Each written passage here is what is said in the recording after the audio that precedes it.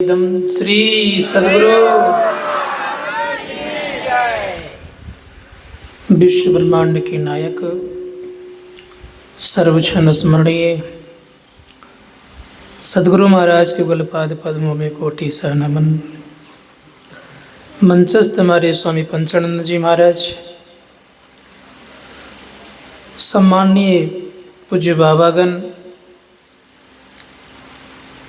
इस देवघर जिला के हमारे अध्यक्ष महोदय श्रीमान विनोद कुमार सुल्तानिया जी,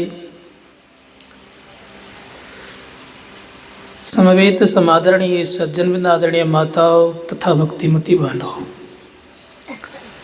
अभी हम लोगों ने सत्संग के संबंध में बहुत कुछ सुन चुके हैं।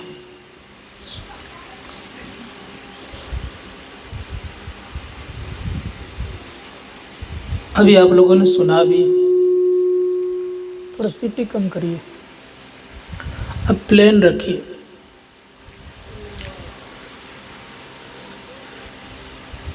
संसार में जितने भी शुभ कार्य होते हैं, उन सभी शुभ कार्यों में अगर देखा जाए तो सत्संग को सर्वश्रेष्ठ कार्य माना गया है।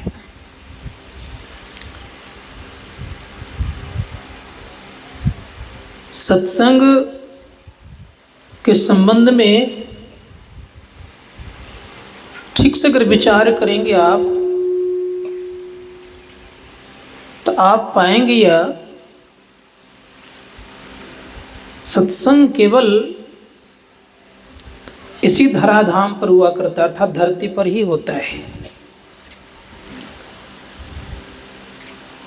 सत्संग के लिए बड़े बड़े महापुरुष ललायत रहते हैं। आपको मैं सुनाऊं,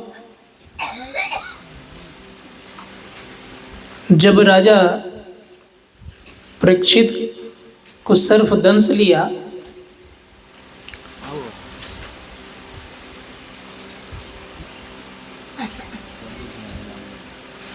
तो परीक्षित को कथा सुनाने के लिए सुखदेव मुनि तैयार हुए। सुखदेव मुनि जब तैयार हो गए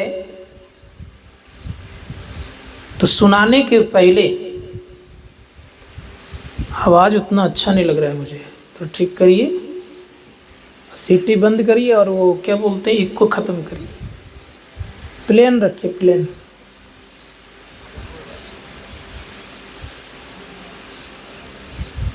तो उसके पहले सभी देवतागण आ गए, खाली नहीं आए। आप लोग भी आए होंगे तो कुछ न कुछ लेकर के आए होंगे। नियम कहता है कुछ न कुछ लेकर के जाना चाहिए। तो देवतागण अमृत का कलश लेकर के आए और अमृत का कलश रखते हुए कहते हैं कि महाराज, मैंने सुना है कि राजा परीक्षित को सर्पदंश करेगा और उसकी मृत्यु हो जाएगी, लेकिन मैं चाहता यह हूं कि राजा परीक्षित जीवित रहे। उसके लिए मैं अमृत का कलश लाया हूं। अमृत का कलश लाया तो हूं, इस अमृत को परीक्षित को पिला दिया जाए, लेकिन इसके बदले में मुझे कुछ दिया जाए। कहा क्या? सुखदेव मुनि से सभी देवतागण कहते हैं कि जब अमृत दूंगा तो अमृतहीन लूंगा। कहा चाहते क्या हैं? कहा मैं चाहता हूं कि कथा रूपी अमृत का पान मुझे कराया जाए और स्वर्ग का अमृत का पान मैं करा देता हूं। सुखदेव मुनि कहते हैं कि देवताओं, सब दिन तुम लोगों ने छलने का काम किया है, क्योंकि कहाँ कथा रूपी अमृत और कहाँ तुम्हारा यह स्वर्ग का अमृत, दोनों में अंतर क्या बता रहे हैं? सुखदेव मुनि कह रहे हैं कि कथा रूपी अमृत दिव्य जीवन बनाता है और तुम्हारा अमृत दीर्घ जीवी बनाता है। क्या चाहिए आप लोगों को, दिव्य जीवन कि दीर्घ जीवन? लंबी आयु चाहिए कि दिव्य जीवन चाहिए? सब कोई कहेंगे कि दिव्य जीवन चाहिए, लंबी आयु नहीं। फिर कह रहे हैं कि तुम्हारा अमृत पी करके भोग वासनाओं में लिप्त रहा करता है और मेरा कथा रूपी अमृत का पान करेगा तो निर्विषय तत्व परमात्मा को प्राप्त करेगा। तुम्हारा अमृत पान करेगा तो सदैव विषयों का चिंतन होते रहेगा, लेकिन मेरा अमृत पान करते ही निर्विषय तत्व का चिंतन होगा।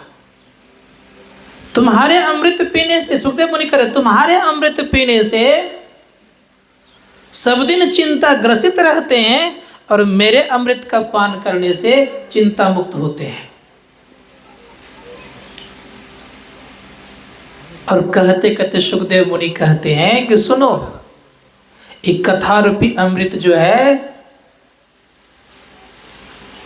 इसके जो पुण्य होते हैं कभी खत्म नहीं होता है। कहीं कब तक रहता है मालूम है? का जब तक परमपिता परमात्मा से साक्षात्कार नहीं हो जाए तब तक कथा रूपी अमृत का जो पुण्य है कभी समाप्त नहीं होता है। इसलिए संत महात्मा गण कहते हैं कि सत्संग के द्वारा जो पुण्य होता है यह पुण्य किसी काल में खत्म नहीं होता है, तब तक बरकरार रहता है जब तक कि परमपिता परमात्मा का साक्षात्कार नहीं हो जाए। आप परमात्मा नहीं बन जाएं तब तक ये सत्संग के द्वारा जो पुण्य अर्जित तब तक बरकरार रहता है, मिटता नहीं है। इसीलिए संत महात्मा ने कहा कि सत्संग कीजिए। वेद में आप लोगों ने सुना अभी कि ओम युंजाना प्रथमम मनस्तत्वाय सवितादियम अग्नेर ज्योतिर्निचाया पृथिव्या अध्याव्रत। वेद भगवान कहते हैं कि उस जगत प्रसव करता ईश्वर का तत्व ज्ञान प्राप्त करने के लिए पहले बुद्धि योग, बुद्धियों का योग अर्थात सत्संग। सत्संग करेंगे तो क्या क्या मिलेगा? तो गोस्वामी जी महाराज से पूछा जाए कि सत्संग से क्या क्या प्राप्त होता है। गोस्वामी जी महाराज कहते हैं कि सुनो, सत्संग से 5 चीज मिलते हैं। का सबसे पहले अच्छी बुद्धि, दूसरी बात उनका संसार में यश फैलता है, तीसरी बात उत्तम गति होती है, चौथी बात यह है कि वह ऐश्वर्यशाली होता है, और 5वीं बात है कि उनकी भलाई होती है। गोस्वामी जी महाराज ने कहा मति कीरति गति भूति भलाई, जब जहि जतन जहाँ जहि पाई, सो जानब सत्संग प्रभाव, लोकहो न वेद न अनुपाऊ। कहा कि जिन किसी को ये 5 चीज मिला है वो सत्संग प्रभाव से, कहा सो जानब सत्संग प्रभाव, लोकहो वेद न अनुपाऊ। जिन महादेव की चर्चा हम लोग कर रहे हैं, देवघर में हम लोग हैं, सबसे पुराने और प्राचीन, ये सबसे पहले का सत्संगी कहा जाए तो भगवान शिव को। भगवान शिव से बढ़कर संसार में कोई सत्संगी नहीं है, अभी पहले के हैं। ये सत्संग करते थे। इनके मन में भी एक आध बार की ऐसी भावना हुई जो कि आप लोगों को पता है, जब सती का यज्ञ में उनका देह का परित्याग हुआ तो भगवान शिव अधजला शरीर लेकर के चलने लग गए, घूमने लग गए, शुद्ध बुद्ध खो गया उनका, शुद्ध ही रही नहीं। भगवान विष्णु ने क्या किया, सुदर्शन चक्र को लेकर के अर्थात भेज करके सती का अंग अंग काटने लग गए। जहाँ जहाँ सती का अंग गिरा कटा हुआ वहाँ सिद्धपीठ के नाम से प्रसिद्ध हुआ, और प्रसिद्ध होने के पश्चात तब भी भगवान शिव का मोह भंग नहीं हुआ। अब परिणाम क्या हुआ? हाथ ऐसे किए हुए हैं, घूम रहे हैं, और उस हाथ में बंद क्या है? तो दक्ष का प्राण उसके हाथ में, मुट्ठी में बंद।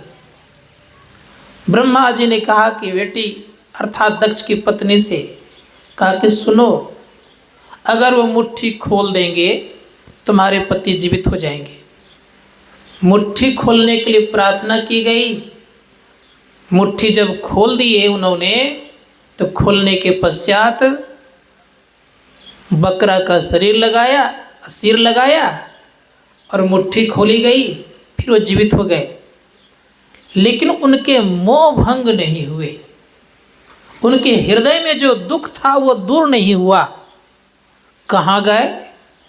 तो भगवान शिव बहुत काल तक सत्संग किए। कहाँ जा कर के? का घुसुंडी जी के यहाँ जा कर के सत्संग सुनते थे, हंस का रूप धारण करके।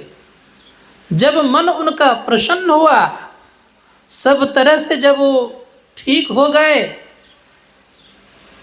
तब भगवान शिव, त्रेता युग में भगवान श्री राम का राज्याभिषेक हुआ। एक कोने में जाकर के बैठे हुए हैं। भगवान शिव कोने में जाकर तो बैठ गए, लेकिन भगवान राम की दृष्टि बड़ी पैनी थी। उनको देख लिया। सभी प्रजाओं को मुमंगा इनाम दे रहे थे। उसी क्रम में भगवान राम कहते हैं कि भोलेनाथ, संसार के सब लोग तो कुछ न कुछ मांगते हैं, आप भी तो कुछ मांग लीजिए। अब भोलेनाथ मांगे तो मांगे क्या?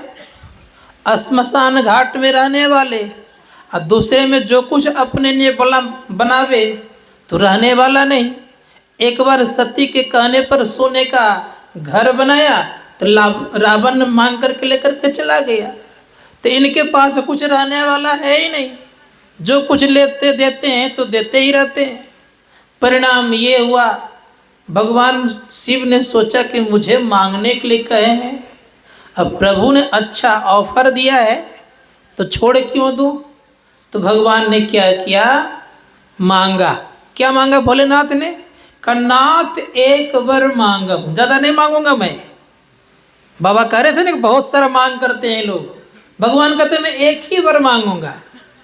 तो भगवान राम कहते क्या मांगना चाहते, मांगिए। तो भगवान शिव करे, नाथ एक वर मांगा हूँ, हर्षित दे श्री रंग, खुशी मन से मुझे दीजिए। क्या? नाथ एक वर मांगा हूँ, हर्षित दे श्री रंग, पद सरोज अनुपायनी, भक्ति सदा सत्संग। भगवान शिव भक्ति और सत्संग का वरदान मांगते हैं। हम लोग जल चढ़ाने तो क्या क्या मांग करते हैं?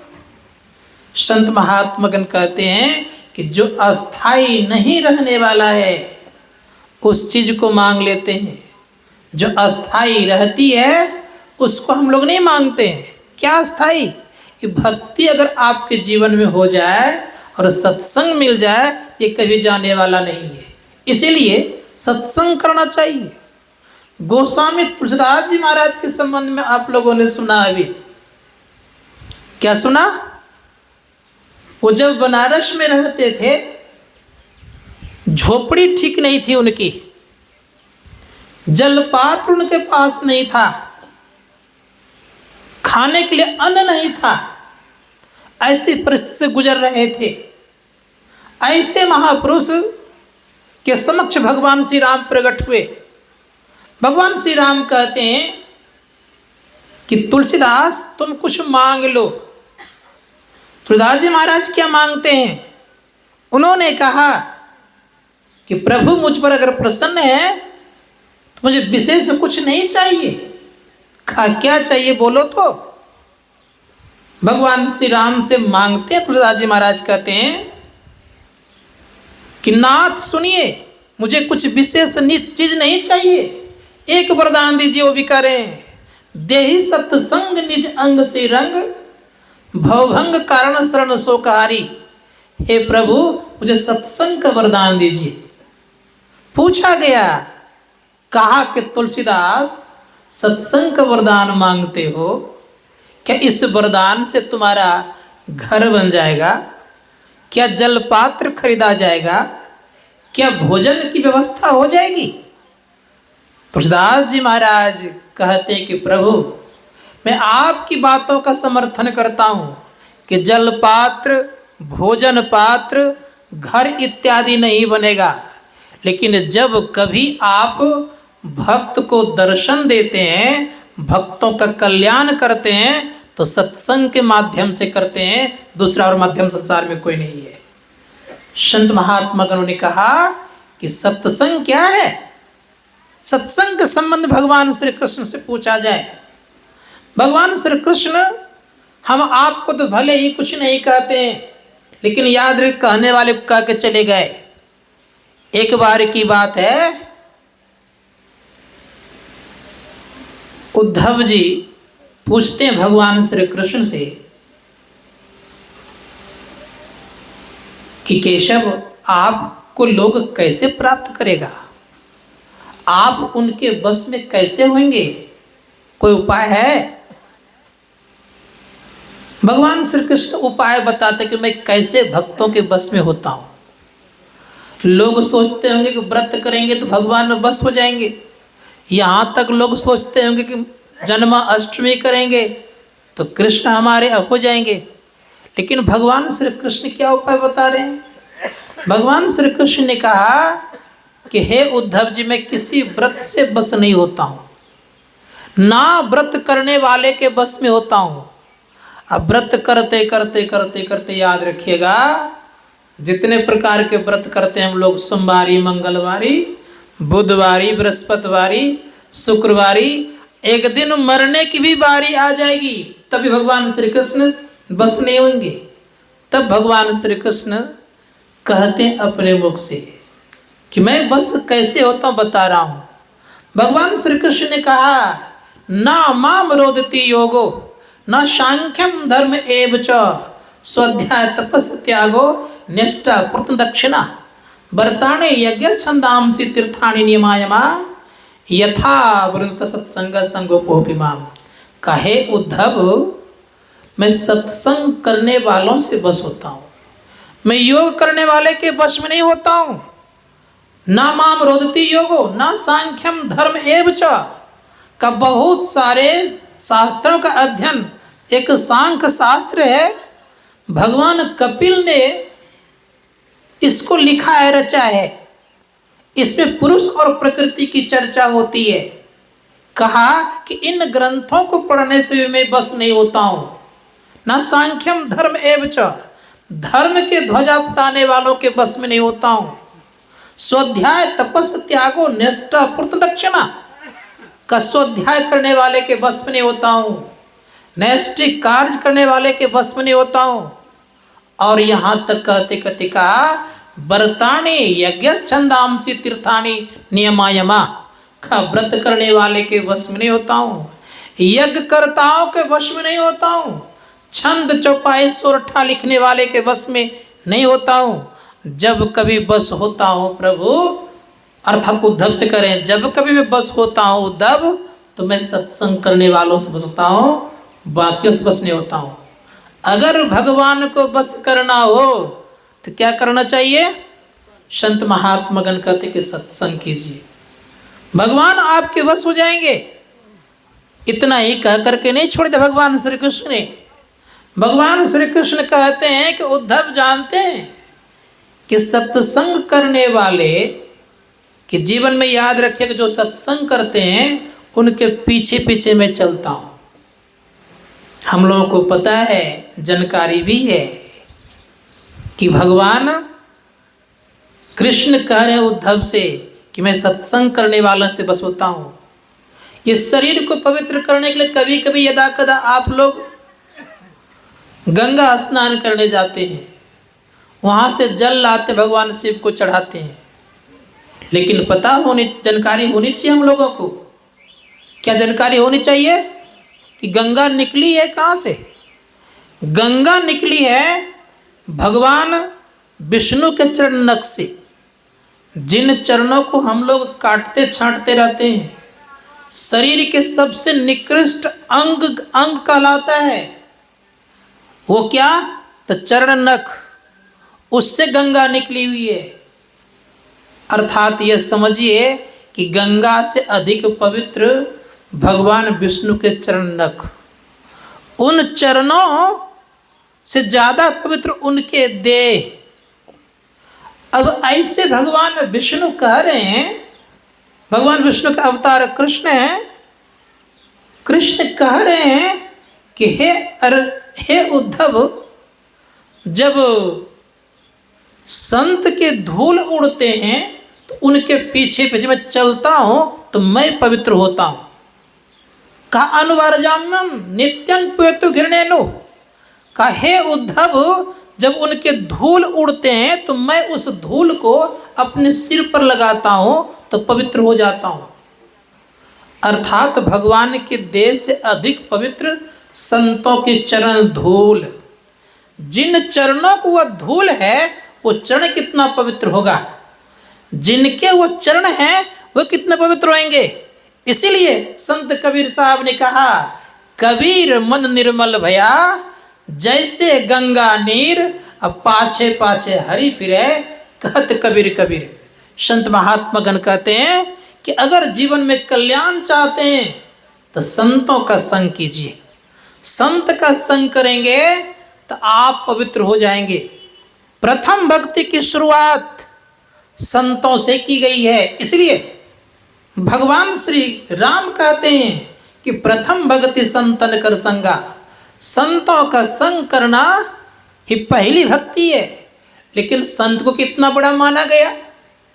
संत के संबंध में भगवान राम से पूछा जाए कि आप संत के संबंध में क्या कहते हैं, भगवान राम कहते, सातम सम मोहि मैं जग देखा, मोते अधिक संत करि लेखा। उसी अयोध्या में संत पलटूदास जी महाराज हो गए। वे बड़े उच्च कोटि के महापुरुष हुए। उन्होंने जो कहा है सो रख रहा हूं। उन्होंने कहा सबसे बड़े हैं संत, दूजा नाम है जी, तीजा 10 अवतार तिन्हें प्रणाम है जी, ब्रह्मा विष्णु महेश सकल अवतार है जी, हारे पलटू सबके ऊपर संत मुकुट सरदार है जी। किसी व्यक्ति ने कहा कि भगवान अपने मुख से कैसे कहते कि सबसे बड़े हैं, इसलिए संत को विशेष कह दिए। पलटूदास जी महाराज कहते सो बात नहीं है। फिर किसी व्यक्ति ने कहा क्यों नहीं कहेंगे, भगवान राम की जन्मभूमि अयोध्या और संत पलटूदास जी महाराज की जन्मभूमि अयोध्या, दोनों एक क्षेत्रीय होने के नाते बातों का मिलान कर दिए। लोगों ने कहा ऐसी बात नहीं है। संत पलटूदास जी महाराज कहते इस तरह से मैंने बात नहीं की है। कहा तब? कहते कि सुनिए, मैंने ये बात भले रखी आपके सामने कि संत बड़े होते हैं, लेकिन प्रमाण के साथ मैं कह रहा हूं। संत पलटूदास जी महाराज कहते हैं बड़ा होई ते पूजिए, संतन किया विचार, संतन किया विचार, ज्ञान का दीपक लिन्ना, देवता 33 कोट, नजर में सबको चिन्ना, सबका खंडन किया खोज कर 3 निकारा, और तीनों में दुई से मुक्ति का एके द्वारा, हरि को लिया निकार, बहुरी 3 मंत्र विचारा, हरि हैं गुण के बीच, संत हैं गुण ते न्यारा, पलटू प्रथम है संत जन, दूजा है करतार, बड़ा होते पूजिए संतन किया विचार। विचारिए थोड़ा सा। कहा मैंने ज्ञान के दीपक से देखा कि सबसे बड़े कौन हैं, तो पाया यह कि सबसे बड़े के विषय में सोचने लग गया। मैंने विचार इस तरह से किया, सब पर मैंने खोज करना प्रारंभ किया, सबके संबंध में अन्वेषण किया। पाया यह कि 33 कोटि देवताओं में त्रैदेव श्रेष्ठ हैं, ब्रह्मा विष्णु और महेश। इन तीनों पर जब अन्वेषण होने लग गया, अर्थात खोज होने लग गया, तो रिसर्च में ये पाया गया कि इनमें 2 सही हैं। कौन कौन? तो भगवान शिव और विष्णु। जब इन दोनों पर रिसर्च हुआ तो पाया यह कि इनमें से मुक्ति का द्वार हरि ही है। फिर जब इन पर रिसर्च हुआ तो पाया यह कि ये भी गुण के अंदर हैं। और जब देखा गया सबसे उत्तम क्वालिटी का, तो पाया यह कि हरि है गुण के बीच, संत है गुण ते न्यारा, पलटू प्रथमे संत जन, दूजा है करतार, बड़ा हुई तो पूज्य संतन किया विचार। इसलिए संत महात्मा गण कहते हैं कि संत का संग लगेंगे तो भव सागर से एक दिन बेड़ा पार लग जाएगा, और संत को छोड़कर चलेंगे तो भव सागर में डूबते रहेंगे। संतों ने कहा कि सत्संग कीजिए, सद्ज्ञान होगा, विषम परिस्थिति में धैर्य बनेगा आपके जीवन में। और क्या स्थिति होगी? धर्मशास्त्र कार्य कहते कि मोक्ष का द्वार का पता लगेगा, मोक्ष के द्वार पर चलेंगे, परम सुख की प्राप्ति करेंगे। इसीलिए सत्संग करना चाहिए।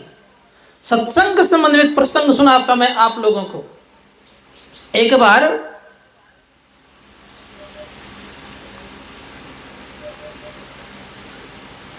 महर्षि वशिष्ठ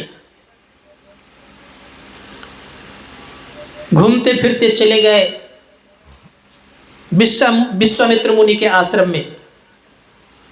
काफी उनका स्वागत हुआ। कुछ दिन ठहर गए। जब आने लग गए तो 1000 तपस्या का फल उन्हें विदाई रूप में भेंट दिया, लेकर के चले आए। कुछ दिनों के बाद उनके मन में हुआ कि मैं भी सत्संग कराता हूँ, सभी महात्माओं को निमंत्रण देता हूँ, जैसे हमारे आदरणीय दिलीप बाबा और उनकी माता जी दोनों मिलकर सत्संग का ये कार्यक्रम को बढ़िया से लोग बुलाने का काम किया इन्होंने रखा। तो परिणाम ये हुआ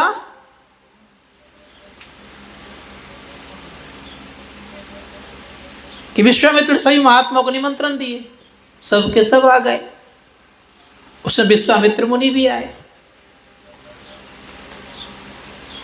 सत्संग हुआ, भंडारा हुआ, जिस तरह से यहाँ का कार्यक्रम है, खूब धूमधाम सत्संग चला, भंडारा भी खूब बढ़िया से हुआ। सभी महात्माओं को विदाई करने लग गए। यथायोग्य सबको विदाई दी गई। अब देते देते बारी आ गई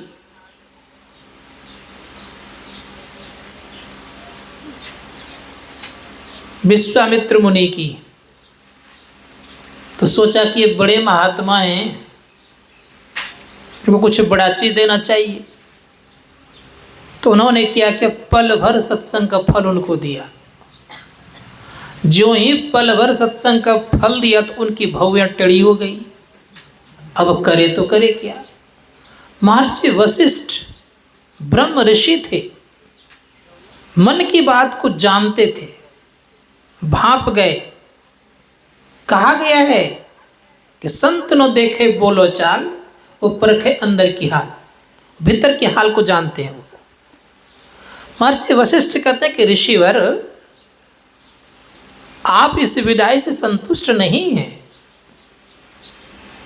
विश्वामित्र मुनि ने कहा कि नहीं था आपके पास विदाई तो मुझे नहीं देते, लेकिन छोटी सी विदाई देकर के जो मेरी तोहनी कर रहे हैं, मेरा जो मजाक कर रहे हैं, मेरा जो अपमान कर रहे हैं, ठीक बात नहीं है।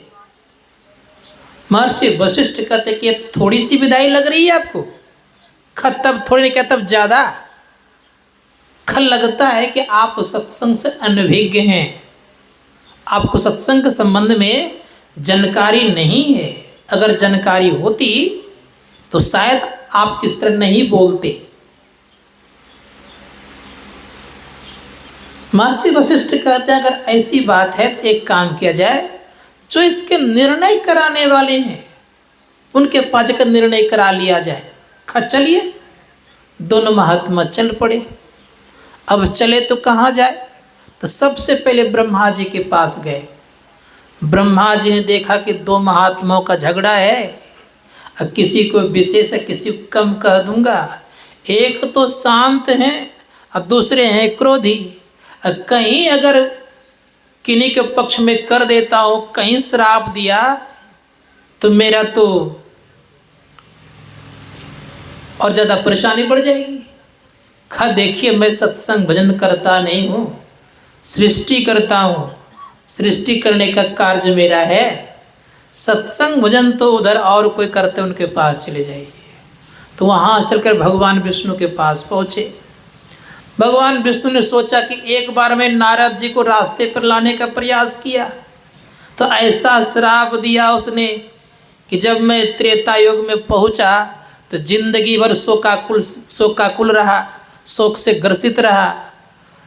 कहीं इस बार भी ऐसी स्थिति ना आ जाए, तो उन्होंने भी माथा पर से बलाय को टाल दिया।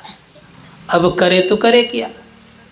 भगवान शिव के पास पहुँचे, सत्संग भजन ध्यान करते थे। भगवान शिव ने देखा कि दोनों महात्मा आए हुए हैं। देखते ही कहते कि देखिए, मैं तो आपका फैसला कर देता, लेकिन आपको पता है कि जब से समुद्र का मंथन हुआ है उसमें से एक हलाहल विष निकला हुआ है। उस हलाहल विष का जब से मैंने पान किया है तब से मेरा मस्तिष्क बिगड़ गया है। इसी कारण से मैं निर्णय नहीं कर सकता।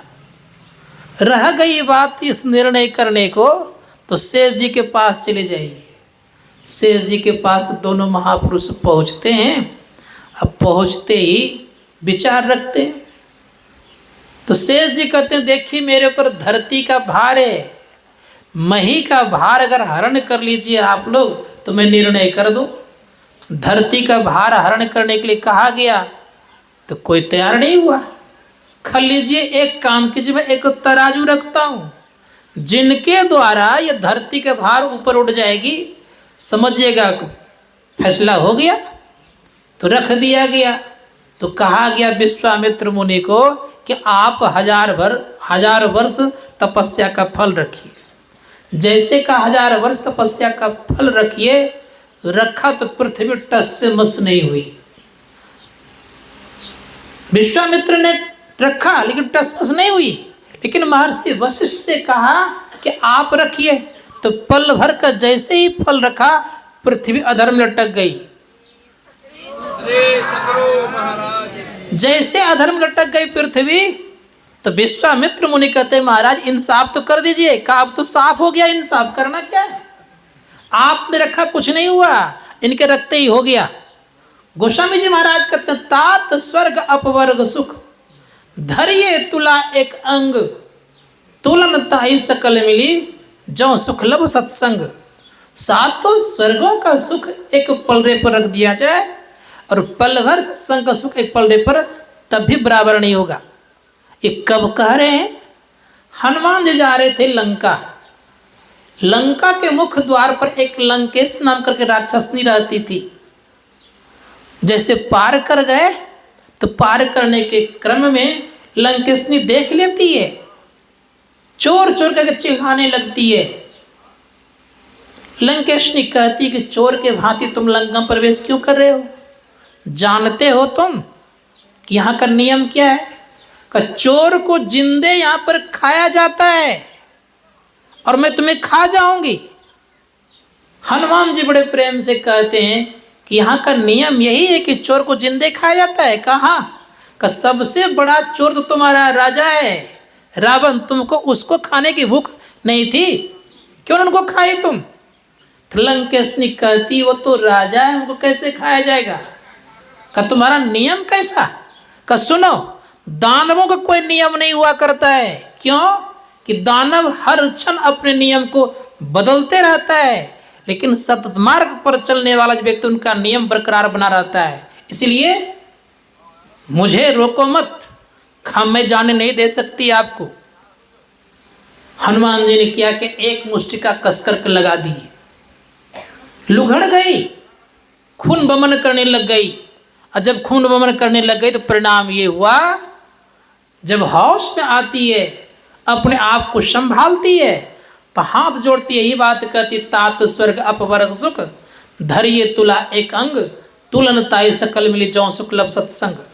धर्मशास्त्रकार कहते हैं इसमें एक बड़ी अच्छी बात कही गई है कि सातों स्वर्गों का सुख अपवर्ग का सुख एक पलड़े पर रख दिया जाए और पल भर सत्संग का सुख एक पलड़े पर रख दिया जाए। फिर भी पल भर सत्संग का सुख विशेष है। बात क्या है? अपवर्ग कहते हैं मोक्ष को। विचारणीय विषय यह है कि हम लोग सत्संग भजन किस लिए कर रहे हैं? मोक्ष प्राप्त करने के लिए। अब मोक्ष प्राप्त के लिए सत्संग भजन ध्यान कर रहे हैं, और यहाँ पर कहा जा रहा है कि मोक्ष का सुख भी एक पलड़े पर रख दिया जाए तब भी बराबर नहीं होगा। इसका मतलब क्या है? उपनिषदकार कहते हैं कि सुनो, बात यह है कि जिस मोक्ष की चर्चा, ये मुक्ति की चर्चा की गई यहाँ पर, और जिस मोक्ष की कामना हम लोग के भीतर में है, वह मोक्ष और ये मोक्ष दोनों में फर्क है। संसार में जिस मोक्ष की चर्चा लोग करते हैं और संत महात्मा इस मोक्ष की चर्चा करते, दोनों में बहुत फर्क है। 4 प्रकार की मुक्ति होती है: सालोक, सामीप, सायुज और सारूप। का सालोक मुक्ति क्या है? एक प्रकार का स्वर्ग है। आपने देखा होगा कि राम और रावण का युद्ध चल रहा था, बहुत सारी सेनाएं मारी चली गई। सबको कहाँ जगह दिया गया? तो सबको जगह दिया गया स्वर्ग में, अर्थात बैकुंठ में। बैकुंठ एक प्रकार का स्वर्ग है। रावण भी वहीं चले गए। ये सालोक मुक्ति है। संत महात्मा गण कहते हैं उसके बाद सामीप मुक्ति है। हम लोगों ने यह भी सुना है कि जय विजय नाम करके 2 द्वारपाल भगवान के समीप रहा करते थे, लेकिन ऋषियों के श्राप से वो हिरण्यकश्यप हिरण्याक्ष बने। दूसरे जन्म में रावण और कुंभकर्ण बने। तीसरे जन्म में शिशुपाल और कंस बने। संत महात्मा गण ने कहा कि सामीप में रहने वाले की यह हालत हो गई। तीसरा है सायुज मुक्ति। सायुज मुक्ति क्या है? कुंभकर्ण का देह का नाश जब हुआ तो उनकी ज्योति भगवान श्री राम के चरणों में समा गई। शिशुपाल का वध जब किया गया तो उनकी ज्योति भगवान श्री कृष्ण के चरणों में समा गई। महाराज युधिष्ठिर पूछते हैं कि प्रभु, जिन्होंने आपको जीवन भर गाली देते रहा, उनकी भी ज्योति आपके चरणों में समा गई, बात क्या है? तो बड़े प्रेम से भगवान श्री कृष्ण कहते हैं कि महाराज युधिष्ठिर, बात यह है कि जिंदगी भर मुझे ये गाली देकर के याद करते रहा, और सब समय इसके नजरों में और इनके ध्यान में मैं ही रहता था, तो ऐसे ध्यानियों को उद्धार तो करना ही पड़ेगा। सोचिए कैसे भगवान होते हैं। तो कुंभकर्ण और शिशुपाल की जो ज्योति है भगवान के चरणों में समा गई। चौथी मुक्ति आपकी सारूप मुक्ति।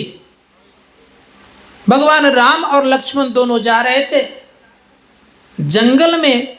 सीता को बचाने के क्रम में रावण के द्वारा जो उनके पंख कट गए थे, गिर गया था गिद्ध। तो बड़े प्रेम से कहते हैं कि गिद्ध राम राम कर रहे थे। जब भगवान श्री राम ने देखा तो उनका दाह संस्कार भी किया, लेकिन स्थिति क्या हुई? तो रामचरितमानस में लिखा है, गिद्ध दे तजी धरी हरि रूपा। गिद्ध का शरीर का परित्याग किया और हरि के रूप में आ गए। लेकिन एक बात इस जगह रहस्यमय है। क्या रहस्यमय है? भगवान श्री राम ने अपने पिता का दाह संस्कार तो नहीं किया, लेकिन गिद्ध का दाह संस्कार अपने हाथों से किया। बात क्या है? बात जानना चाहिए हम लोगों को। संतों ने कहा है कि एक बार राजा दशरथ भगवान शनि से मिलने के लिए गए हुए थे। शनि बड़े ही बलशाली हैं, सन्मुख किन्हीं से मिलते नहीं हैं, जब भी मिलते हैं तो पीठ पीछे से मिलते हैं। दशरथ जी बड़े बलशाली थे, ताकत भी बहुत। तो जैसे गए तो शनि महाराज से कहते कि आप सन्मुख मिलिए। शनि भगवान कहते कि देखिए मैं सन्मुख किन्हीं से मिलता नहीं हूँ, आप कह रहे हैं तो आप बर्दाश्त कर पाएंगे? का एक बार मिल को देखिए तो। मैं देवताओं को सहायता किया हूँ और उनको युद्ध में मैं जिताया हूँ, मेरे में बहुत बल है, एक बार सन्मुख तो हो जाइए।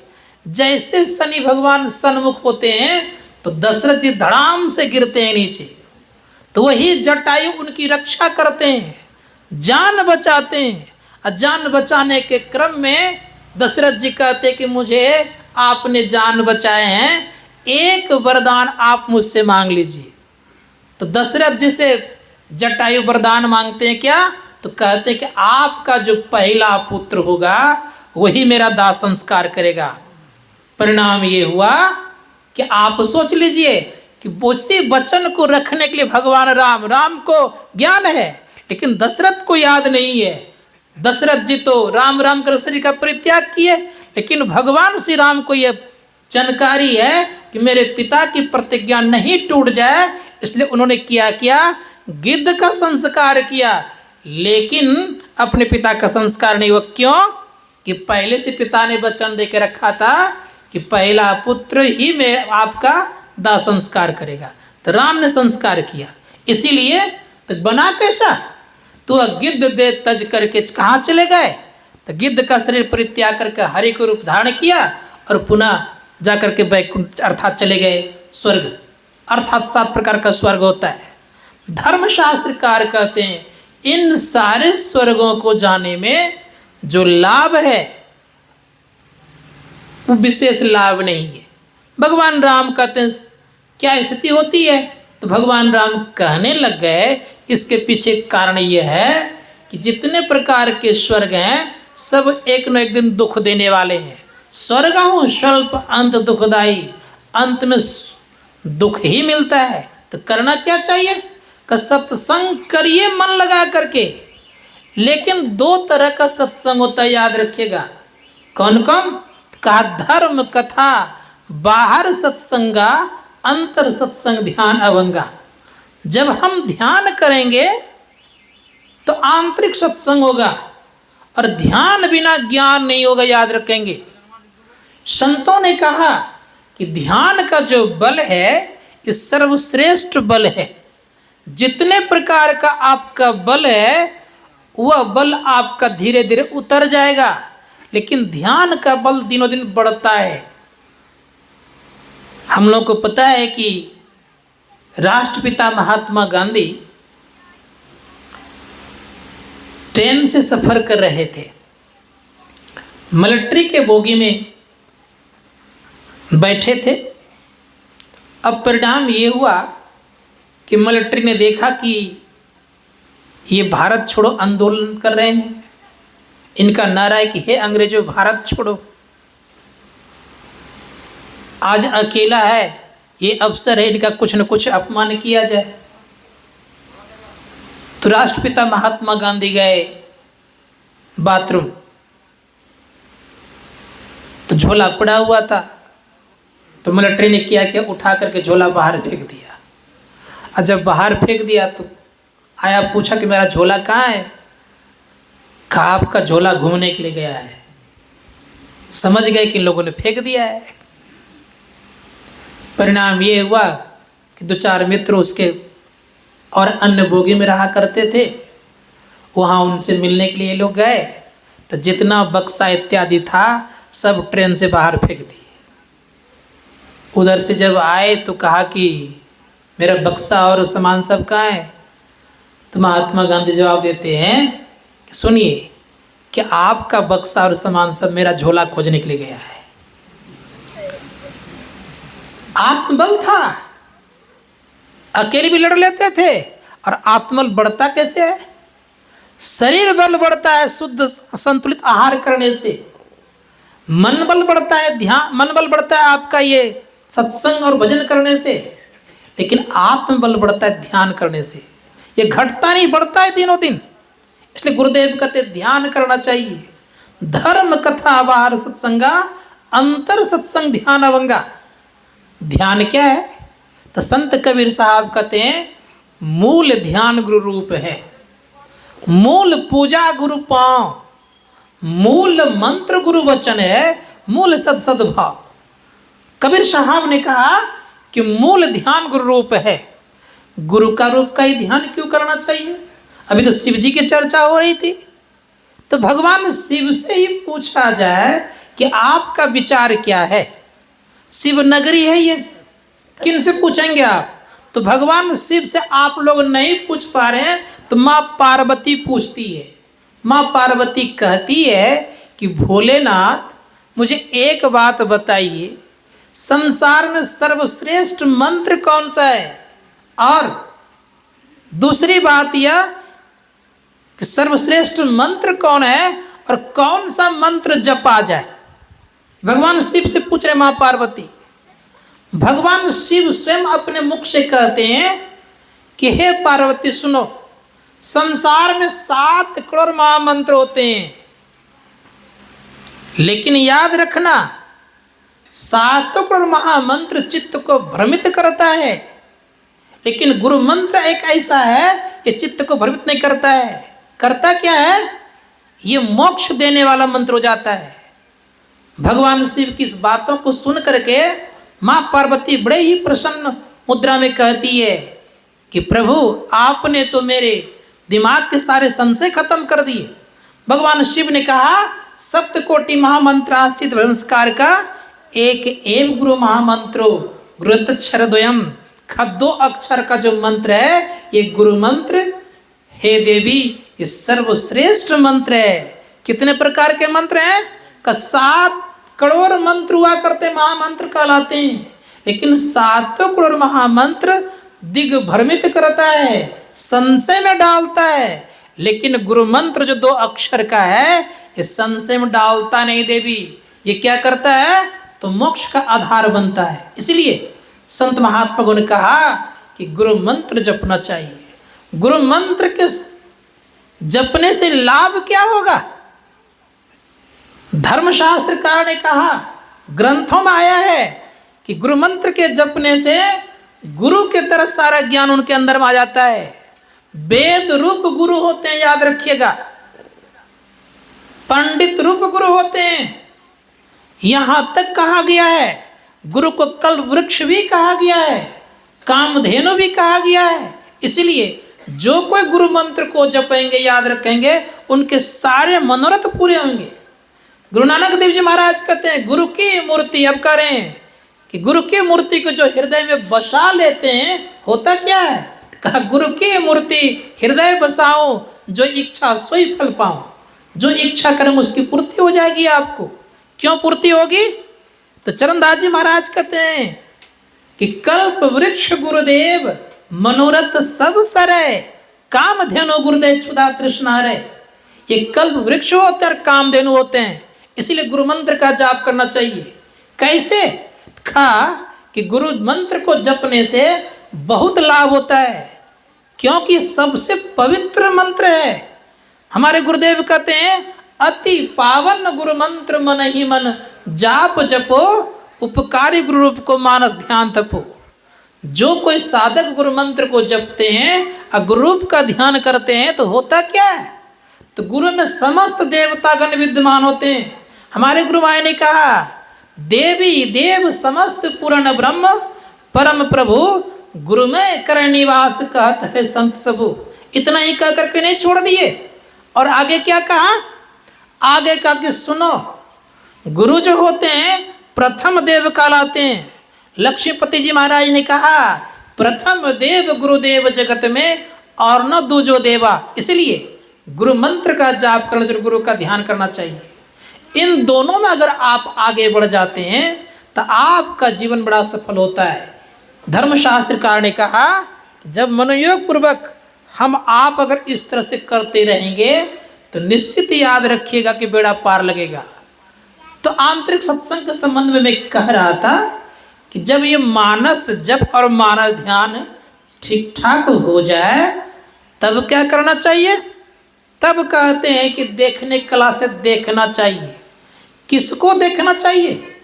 संतों ने कहा कि देखने कला से देखने का तात्पर्य ये है कि अपने अंदर में चलना चाहिए। कहाँ चलना चाहिए? ऋषियों ने कहा है कि चलने का 2 रास्ता, एक नीचे तरफ एक ऊपर तरफ। आप बीच में रहते हैं। कहाँ रहते हैं? तो आपने सुना अभी कुछ देर पहले कि हम लोग तमाम व्यक्ति बिंदु के मध्य में रहते हैं और बिंदु ध्यान करने के लिए ही कहा जाता है। इसलिए कहा कि मनयोग पूर्वक हम लोग को बिंदु ध्यान करना चाहिए। बिंदु ध्यान है क्या, किन किन लोगों ने किया है? जितने भी महापुरुष में जिनका आवागमन मिट गया है, जिनके जीवन में कभी आना जाना अब नहीं रहा है, उन सभी लोगों ने बिंदु ध्यान ही किया है। इसलिए बिंदु ध्यान करना चाहिए। बिंदु ध्यान का भिन्न भिन्न प्रकार का नाम दिया गया है। उसी को लोग तिल द्वार की बात करते हैं, उसी को लोग श्याम कंज लीलागिरी कहते हैं, उसी को अज्ञा चक्र की बात करते हैं। संतों ने कहा कि बहुत प्रकार का नाम दिया गया है। इसलिए जो कोई साधक बिंदु ध्यान करते हैं तो उनकी स्थिति कैसी बनती है, तो उसके पहले मैं बता दूं कि मानस ध्यान करने से होता क्या है। तो संतों ने कहा कि मानस ध्यान करने से आपके अंदर में जो इच्छा रहेगी उसकी पूर्ति होगी। एक प्रसंग सुनाता हूं मैं आप लोगों को मानस ध्यान करने वाले के संबंध में। महाभारत का युद्ध समाप्त हो गया। जब महाभारत युद्ध समाप्त हो गया तो भगवान कृष्ण को बुलाने के लिए युधिष्ठिर के कहने पर भीम और अर्जुन दोनों गया, क्योंकि अश्वमेध यज्ञ करना था। एक समय उन्होंने राजसूय यज्ञ किया, अब युद्ध समाप्त हो गया है तो अश्वमेध यज्ञ करने के लिए संकल्पित हो गए। भगवान श्री कृष्ण को बुलाने के लिए भेजने के क्रम में कहा कि देखो, भगवान श्री कृष्ण ने हम लोग को साथ दिया युद्ध काल में, तो परिणाम ये हुआ कि युद्ध कुशल पूर्वक हम लोग जीत गए। अब मैं चाहता यह हूँ इस यज्ञ में वो आ जाएं, जिसका परिणाम ये होगा कि यज्ञ संपन्न होगा। तो गए दोनों। भगवान श्री कृष्ण को रथ पर बिठा करके उधर से द्वारिका से ला रहे थे। लाने के क्रम में एक जगह राक्षसों का था। उस राक्षस का नाम था अंशुमान। बहुत ताकत, बहुत शक्ति उनके पास। एक ही बाण से अर्जुन, भीम और भगवान श्री कृष्ण को उठा करके पटक दिया हस्तिनापुर में। अर्जुन और भीम बड़े क्रोधित हुए, कहा कि मैं युद्ध करने के लिए जाऊंगा। उस राक्षस ने हमारा बहुत बड़ा अपमान किया है। भगवान श्री कृष्ण कहते कि देखो, उसको तुम नहीं हरा पाओगे। कर्ण का पुत्र बैठा हुआ था, उसका नाम था वृषकेतु। वृषकेतु कहते हैं कि चाचा जी, अगर आपकी आज्ञा हो तो मैं युद्ध करने के लिए जाऊं। युधिष्ठिर जी महाराज ने कहा कि देखो, तुम बालक हो और तुम उससे युद्ध कर पाओगे? तुम्हारे चाचा तीनों हार गए, तुम जीत पाओगे? भगवान श्री कृष्ण भी उस जगह बैठे हुए थे। उन्होंने कहा, जानते नहीं हैं आप, वीर का पुत्र है, वीर होता है, जाने दीजिए। आदेश हो गया, चल दिए, प्रणाम किया और चल पड़े। जहाँ पर राक्षस रहता था उसके पूर्व ही एक चट्टान था बहुत बड़ा। उस चट्टान पर बैठ करके बड़े प्रेम से भगवान श्री कृष्ण का हूबहू ध्यान कर लिए। जब ध्यान कर लिए और ध्यान में वरदान मांग लेते हैं कि मैं उस राक्षस का वध करूं, क्योंकि सुना था कि बहुत ताकत है। ध्यान करके जब उठे, ललकारा उस राक्षस को और एक ही बाण से उसका प्राण अंत कर दिया। तो मेरा कहने का अभिप्राय यह है कि मानस ध्यान जिनका बन जाता है, उस मानस ध्यान बनने के समय जो साधक जो चीज़ मांगेगा उसको वो चीज़ मिलेगा। लेकिन याद रखना चाहिए, इस शक्ति को बर्बाद नहीं करनी चाहिए, इस ताकत को बरकरार बना के रखना चाहिए। जो बरकरार बना के रखते हैं उनको दृष्टि योग करने में बल मिलता है, ताकत मिलती है। वही व्यक्ति अंधकार से प्रकाश में जा सकता है। तो मैं कह रहा था कि देखने के कला से देखिए क्या देखना है?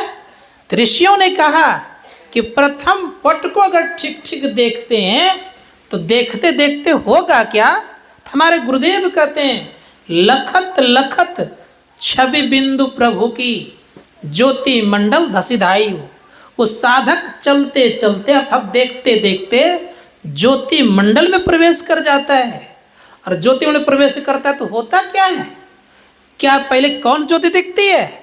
कि जो जो आप सिमटते हैं देखने के क्रम में, तो याद रखेंगे सब कोई कि पंच तत्वों का रंग देखते हैं पहले।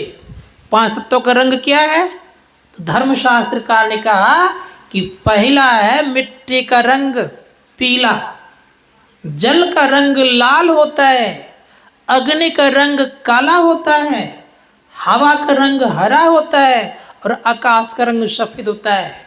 धर्मशास्त्रकार कहते हैं ये पंच तत्वों का रंग दिखाई पड़ता है। किस कारण से? आप देखने लग गए, देखने क्रम में आप सिमटने लग गए। ज्यों ज्यों आप सिमटेंगे त्यों त्यों आपकी ऊर्ध्वगति होगी। और ऊर्ध्वगमन होने से याद रखिएगा कि आपके जीवन में सुख भी आने लग जाएगा। वो मार्ग कैसा है? तो परम पूज्य गुरुदेव कहते बहुत सकरा और बारीक है। अब साधक आगे बढ़ते हैं तो पंच तत्वों के रंग के पश्चात उनके अंदर में कहीं कहीं बिजली छटकती है। संत महात्मा गण कहते हैं, हमारे गुरुदेव कहते हैं कि पीली नीली लाल सफेदी स्याही सन्मुख आता है, छट छट छट छट बिजली छटके भोर का तार दिखाता है। ये भोर का तारा देखता है साधक। जैसे से तारा पर ठहरती, तारा क्या है? ऋषियों ने कहा ये तारा आपका मोक्ष का द्वार है। ऐसा मत समझिएगा कि हमें मोक्ष मिल गया। ये द्वार है, जैसे घर का द्वार होता है उसी प्रकार से मोक्ष का द्वार है। उस द्वार से कहाँ जाएंगे?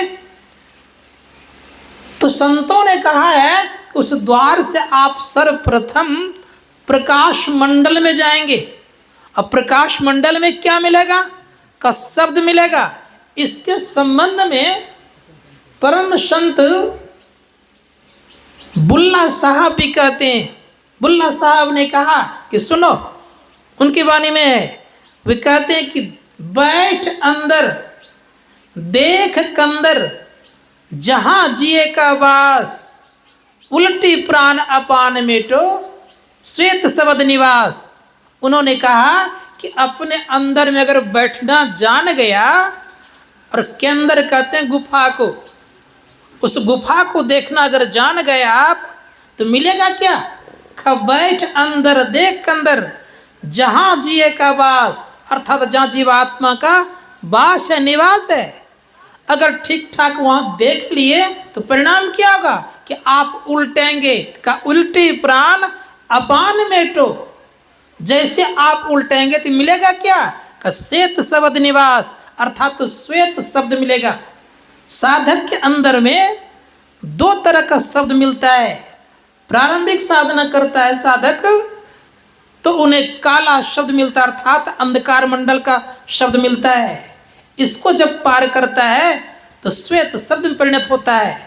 लेकिन महर्षि संचय ब्रह्मा जी महाराज कहते हैं कि बिंदु भी श्वेत और काला हुआ करता है। उन्होंने कहा कि प्रथम काला दरसता है वही फिर श्वेत होता है। और किसी ने कहा, संत कबीर साहब कहते हैं स्याह सफेद तीनों बिच तारा, अविगत अलग रवि है। कब पहले स्याह उसके बाद सफेद होता है। जब स्याह पर पूर्णपण ठहरते हैं तो ही आगे चल करके सफेद हो जाता है। का जब इस पर ठहरते हैं तो क्या मिलता है? का श्वेत शब्द मिलता है। वो श्वेत शब्द का कनेक्शन परमपिता परमात्मा के शब्द से, अर्थात सार शब्द से है।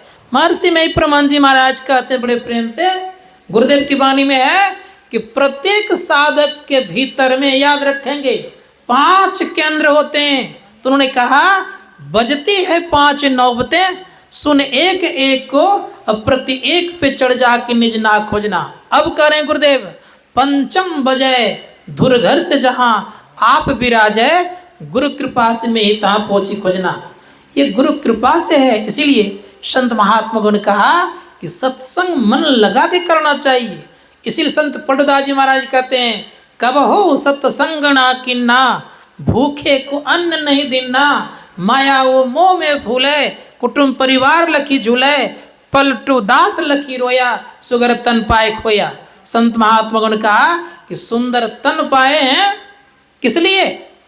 विषय को कमाने के लिए, विषय मन लगाने के लिए कहा नहीं। इस शरीर से आप सत्कर्म कर लीजिए और सत्संग करिए। सत्संग कैसा? का सत्संग करना मन तोड़, धर चरण संतन की, संतों के चरणों को पकड़िएगा तो यह लोक और परलोक दोनों सुख में होगा। तो विशेष ना कुछ कहते, इतना ही कहूँगा कि मनयोग प्रभु को सत्संग ध्यान करते रहना चाहिए। जो साधक मनयोग प्रभु सत्संग ध्यान करते रहेंगे तो निश्चित याद रखें, इनका यह लोक और परलोक दोनों बनेगा। इन्हीं छंद शब्दों के साथ अपनी वाणी को विराम देता हूँ। एक बार निवेदन करता हूँ कि बोलिए प्रेम से श्री सद्गुरु।